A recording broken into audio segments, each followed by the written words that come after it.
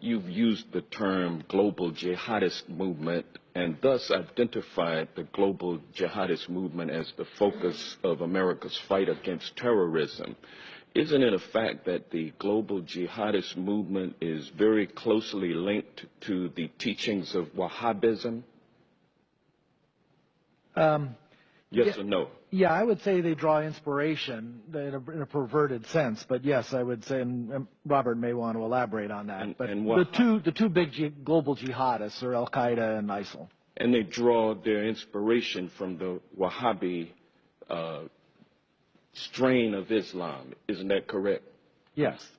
And the Wahhabism is a 18th century offshoot of Sunni Islam, which began in the land that has come to be known as Saudi Arabia. Isn't that correct? Yes. And Wahhabism seeks to purify Islam by getting rid of a number of human behaviors and practices that it considers to be sins against Allah. Correct? Correct. And Wahhabism is a strict, fundamentalist, highly intolerant strain of Islam, correct? Yeah. Correct? And now, isn't it a fact that the Saudi ruling monarchy derives its legitimacy by reliance on the ideology of Wahhabism? You want to?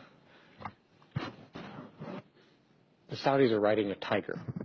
The Saudis are riding a tiger.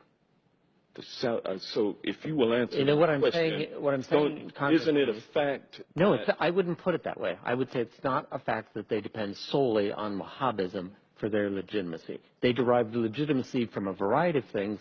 One of them is Wahhabism, but it is not the only one. Well, is it fair to say that Wahhabism is the state-sponsored religion of Saudi Arabia?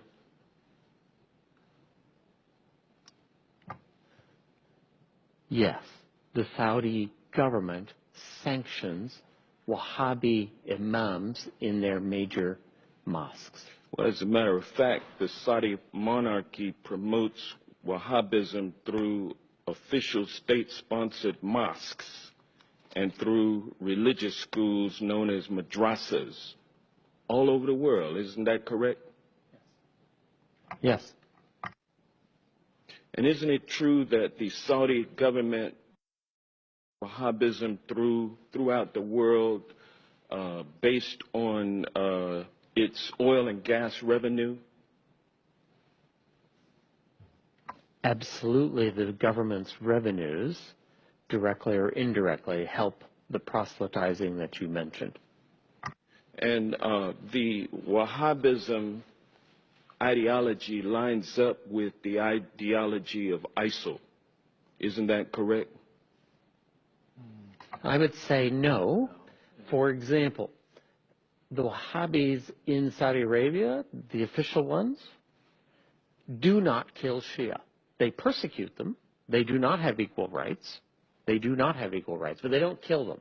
However, a Shia in Mosul or a Shia in Raqqa is liable to be killed. Well, yeah, but it's true, though, that the ideology of ISIL lines up with Wahhabism. I would say it's a starting point, and then the Islamic State has taken it several steps farther. Yes. And is it fair to say that Saudi support for the teachings of Wahhabism create fertile ground for ISIL recruitment efforts? I think Saudi promotion of Wahhabism is absolutely a problem in terms of Islamic State recruitment. And so we will be unable to defeat the global jihadist movement, which is based on largely Wahhabism, which is a state-sponsored religion of Saudi Arabia, without somehow enlisting the support of the Saudi royal family in withdrawing its financial support for Wahhabism. Is that a fair assessment? So in the discussion we had earlier about dealing with radicalization in the first place, this is what you're talking about, right? I think Saudi Arabia is a center of where that needs to take place. So there needs to be a discussion with the Saudis about their support for Wahhabism and how it should be treated and how they should think about it. So absolutely right. What was the latest amount of arms that we sold to Saudi Arabia? The latest shipment, I think it was what, $100 million worth of arms? Well, there's support for the campaign in Yemen, but the arms sales that occur periodically are in the billions of dollars. Thank you.